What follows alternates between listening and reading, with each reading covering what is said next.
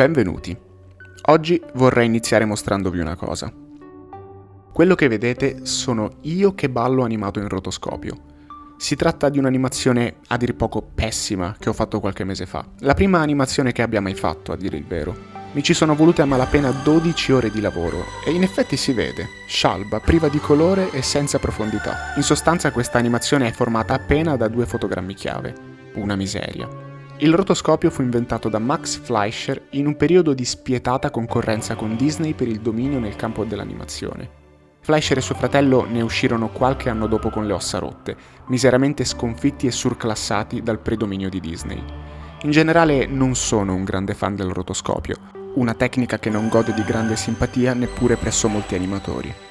La critica maggiormente mossa al rotoscopio è che chi l'adopera in fondo stia un po' barando, perché ricopia i movimenti, anziché crearli, un po' come quando si ricalcava sul foglio alla finestra da bambini.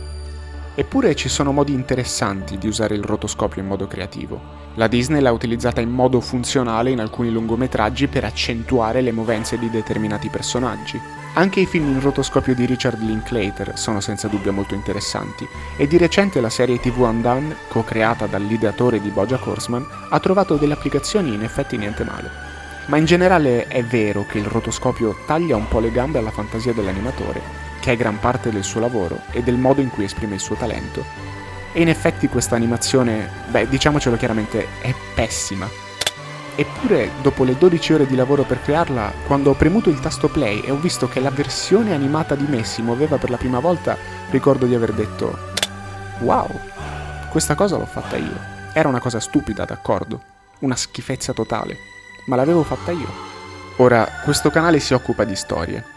Quando l'ho aperto mi sono detto che avrei voluto occuparmi di storie per offrire a chiunque come me fosse interessato gli strumenti per provare a capire meglio le storie degli altri, qualsiasi tipo di storia, e di riflesso provare a migliorare le proprie. In qualche modo volevo anche che fosse una maniera per migliorare io per primo in questo aspetto. Si dice che il modo migliore di imparare qualcosa sia di provare a insegnarlo bene a qualcun altro. Volevo però che il canale fosse impersonale, non c'era motivo di esagerare. Ma credo sia difficile essere impersonali, per quanto ci si sforzi. Alla fine mi sono reso conto di una cosa, e cioè che un canale YouTube è a sua volta una storia. Ha un inizio, uno sviluppo, e avrà anche una fine. Ci sono delle persone, io in questo caso, che in quanto parte del racconto hanno una caratterizzazione e durante lo sviluppo del canale diventano dei personaggi veri e propri. È inevitabile. E una storia è un punto di vista su qualcosa, di conseguenza non può mai essere del tutto impersonale. E poi da anni, ogni volta che provo a fare qualcosa e a metterci dell'impegno, mi risuonano in testa le parole di uno dei miei autori preferiti. When I was young and studying cinema, there was a saying that I carved deep into my heart, which is the most personal is the most creative. 그 말은 that quote was from our great Martin Scorsese. Quindi mi sono detto, perché no?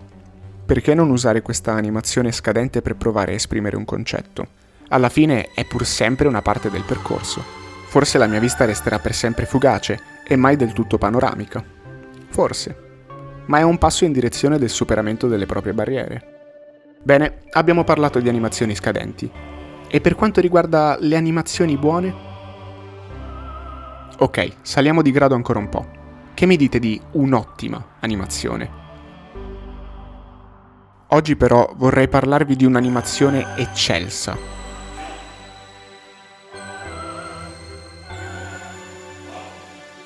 Quando ho visto questa sequenza animata ho capito che lo show meritava una certa attenzione. Questa intera sequenza conta circa 700 fotogrammi chiave, alla faccia dei 2 della mia animazione, e fu affidata a un animatore freelance, come capita spesso nel mondo dell'animazione giapponese. L'animatore in questione si chiama Arifumi Imai e appartiene alla stretta schiera dei cosiddetti super animatori. E in effetti è grazie a lui se molte delle sequenze animate dello show sono, spettacolari. Ma vorrei discutere proprio di questo. Non c'è dubbio che L'attacco dei giganti sia un'opera piena di spunti e di sicuro è già entrata nella storia grazie a tantissimi giusti meriti. Ma credo che una parte del merito vada anche a chi si è occupato della trasposizione animata. Prima di tutto perché non è mai facile adattare un'opera. In secondo luogo perché è stato fatto col giusto approccio, Credo che l'Attacco dei Giganti, intendo la serie animata, abbia avuto una fortuna in particolare in tal senso. Parte dell'azione rappresentata si basa su un meccanismo che viene dal manga e che si presta benissimo all'animazione. Parlo del dispositivo di manovra tridimensionale, ovviamente. Ora, non voglio divagare troppo, ma se avete già visto alcuni video dove abbiamo affrontato la questione, saprete che una delle qualità del cinema che mi affascina maggiormente è il fatto che il formato rettangolare imponga una certa prevalenza del movimento in senso orizzontale. Lo trovo molto affascinante e degno di attenzione, davvero. Non si tratta di una semplice convenzione. Tutto ebbe inizio nel 1930, quando Sergei Eisenstein fu invitato negli Stati Uniti per un ciclo di incontri. In quel periodo l'industria cinematografica statunitense stava affrontando alcuni problemi di forma e di mercato. Non si riusciva a capire quale fosse il formato migliore per riprendere e proiettare le pellicole. All'epoca dominava il 4/3, ma si tratta di un formato derivato dalle arti pittoriche e il cinema era proprio alla ricerca di un'emancipazione teorica ed espressiva dalle altre forme. Il dubbio non era da poco. Produttori e investitori sapevano che stabilire un formato universale era cruciale, non solo per contenere i costi, ma anche perché ciò voleva dire stabilire la base del linguaggio visivo del XX secolo. Eisenstein nel 1930, mentre si trovava negli Stati Uniti, propone una cosa particolare. Il formato perfetto per la ripresa del fotogramma, dice, è il quadrato. Eisenstein vuole per così dire rivendicare tutte le possibilità del cinema. Utilizzando il quadrato come base, poi potrò fare di tutto a mia discrezione. Stringere se la mia storia cerca verticalità, allargare se ha bisogno di orizzontalità. Secondo Eisenstein, la verticalità ha una sua logica espositiva, ma la verità innegabile è un'altra. Viviamo in un'epoca orizzontale. L'uomo tipico d'Occidente pensa la narrazione in orizzontale, perché riesce a muoversi principalmente in quel modo nello spazio. I film statunitensi di quegli anni raccontano la conquista di ampie distese. I produttori però non lo seguono, gli sembra di avere a che fare con un pensatore, non con un regista né con un produttore. E così lo lasciano perdere, e lui se ne va deluso da Hollywood. Ma Eisenstein era davvero in avanti rispetto agli altri. 23 anni dopo il suo intervento, la tecnologia è pronta a far esordire un nuovo giocattolo. Si tratta delle lenti anamorfiche, che consentono di lasciare il formato della pellicola esattamente uguale a prima, e così non è necessario riconvertire i macchinari, ma in fase di proiezione le lenti distendono le immagini, e così ora, al cinema, è possibile vedere questo.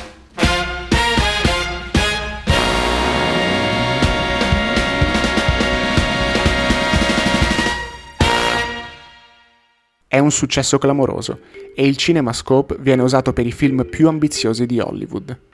Di ieri e di oggi. E confermano che quelle di Eisenstein non erano ciance. Il linguaggio cinematografico è orizzontale. Viviamo davvero un mondo orizzontale. Forse è per questo che ogni volta che qualcuno riesce a raccontare alla perfezione la verticalità in senso visivo col cinema, ne rimaniamo così stupiti. Perché non ci siamo abituati. Si racconta che dopo aver visto C'era una volta il West, Stanley Kubrick chiamò Sergio Leone perché era rimasto abbagliato dalla scena in cui Jill arriva in città e la macchina da presa si innalza e assieme a essa la musica, sino a inquadrare tutta la città. Kubrick voleva sapere come avesse fatto Leone a pensare quella scena e a realizzarla. Raccontare l'orizzontalità è più immediato e non credo ci sia nulla di sbagliato, anzi. Alcune delle sequenze più belle mai girate raccontano in orizzontale. Ma quando di tanto in tanto, giusto di tanto in tanto, capita di vedere una sequenza che riesce a cogliere il senso del racconto verticale, pur essendo il cinema così destinato all'orizzontalità, non puoi fare che esclamare wow. Andare dal basso all'alto o viceversa evoca sensazioni differenti. È questo che mi piace in alcune scene dell'animazione dell'Attacco dei Giganti. Non il fatto in sé che faccia dell'ottima azione, ma che riesca a farlo sfruttando tutto lo spazio a disposizione, pur con tutti i limiti autoimposti dall'autore. Ci si muove tra cunicoli ristretti, tetti e case, cinti da mura che danno un senso di oppressione.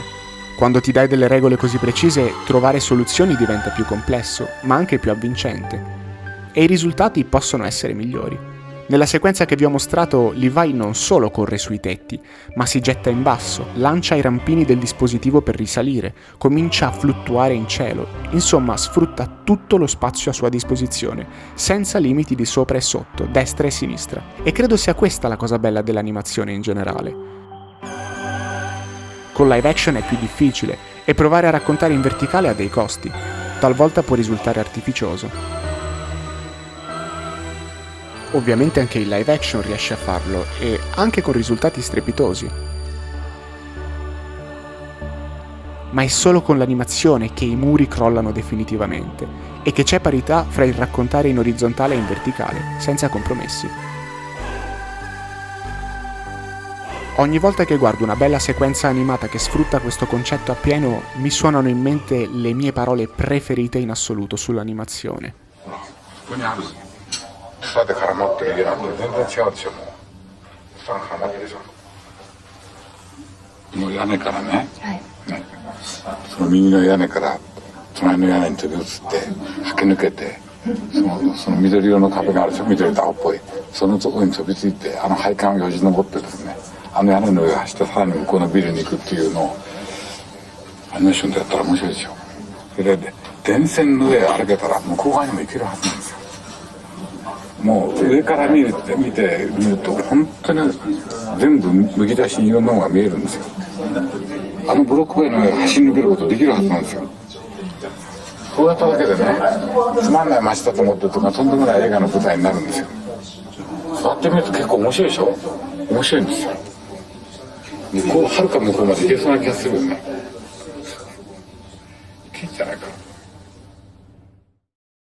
E questo è quanto. Più passa il tempo e più una persona si abitua, di conseguenza diventa più difficile trovare qualcosa che ti stupisca. È una cosa normale. Perciò sono particolarmente felice nel realizzare che ogni tanto sia ancora possibile guardare qualcosa che all'apparenza sa di già visto, ma che in realtà possiede un tocco che si nota. Alla fine animare vuol dire questo, dare vita al tuo piccolo mondo privato e personale, sia esso di grande valore o di pochissimo conto. E riuscire a dire ancora wow. Grazie per aver guardato.